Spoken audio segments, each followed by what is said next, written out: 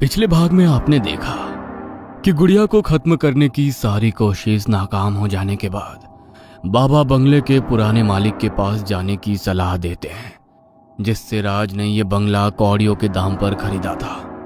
राज और बाबा मिलकर बंगले के पुराने मालिक सक्सेना के यहाँ पहुंचते हैं। सक्सेना जी, आपकी बेटी तो काफी बीमार रहती थी ना, अब कैसी तबीयत है उसकी?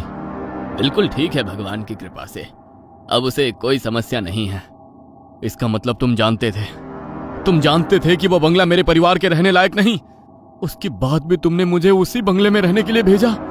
मेरी 5 साल की बच्ची, मैं तुझे छोड़ूंगा नहीं। मैंने आपके साथ जो किया वो मेरी मजबूरी थी। कुछ साल पहले वो जमीन मैंने सस्ते दामों पर खरीदी थी। उसके बाद मैंने अपने परिवार के लिए वो आलीशान बंगला बनवाया।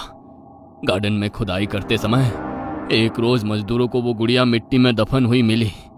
मेरी बेटी ने दौड़कर गुड़िया को अपनी गोद में उठा लिया। उसके बाद तो ऐसी मनहूसियत शुरू हुई जिसने कभी रुकने का नाम ही नहीं लिया।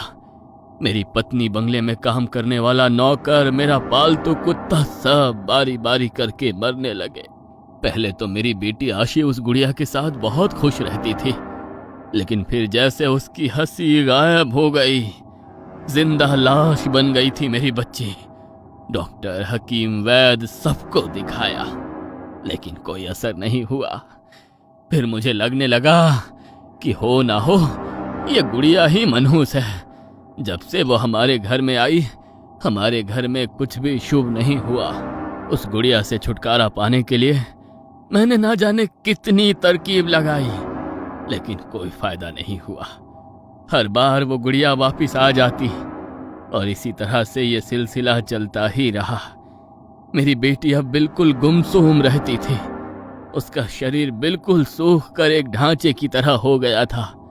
मेरे जीवन का आखिरी सहारा वो, मैं उसे पल पल मरते नहीं देख सकता था। और फिर मैं एक तांत्रिक के पास गया। उसने मुझे बताया कि उस गुड़िया में किसी शैतान का साया है। उस शैतान के मुंह खून लग चुका है मेरी बेटी के बहाने। पहले उसने अपनी भूख मिटाई और जब उसे कोई और शिकार नहीं दिखाई दिया तो वो धीरे धीरे मेरी बेटी को ही खाने लगा।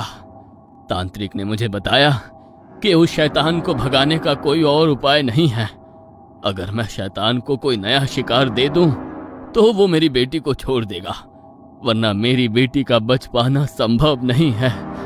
तांत्रिक ने एक हवन किया और तुम्हारे साथ मकान की डील फाइनल होने के बाद मैंने अपनी बेटी की जान के बदले में तुम्हारी बेटी की जान का सौदा कर दिया।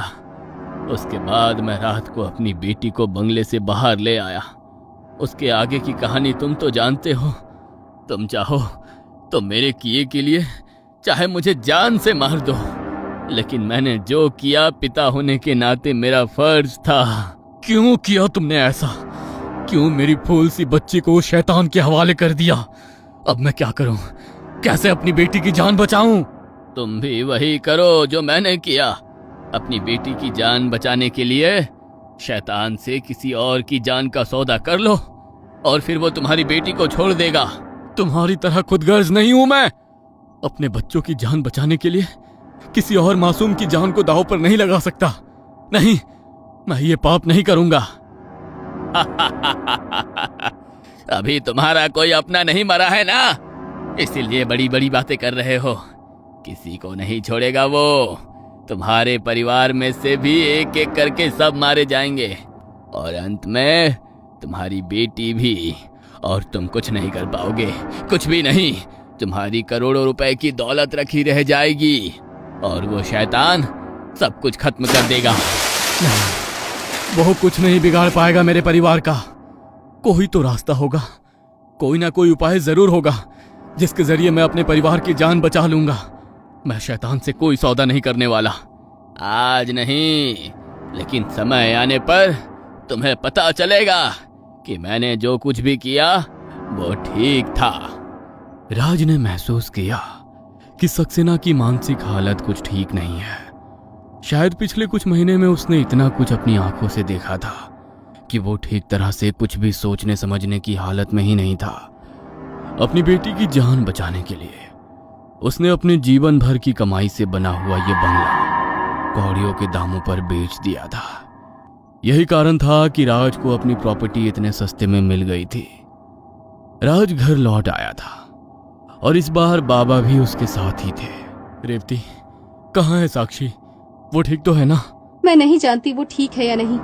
उसने मुझसे खाने के लिए मांस मांगा था, मैंने मना कर दिया तो अपना कमरा बंद करके बैठी हुई है। बाहर नहीं आ रही, ना दरवाजा खोल रही है। राज दौड़ते हुए साक्षी के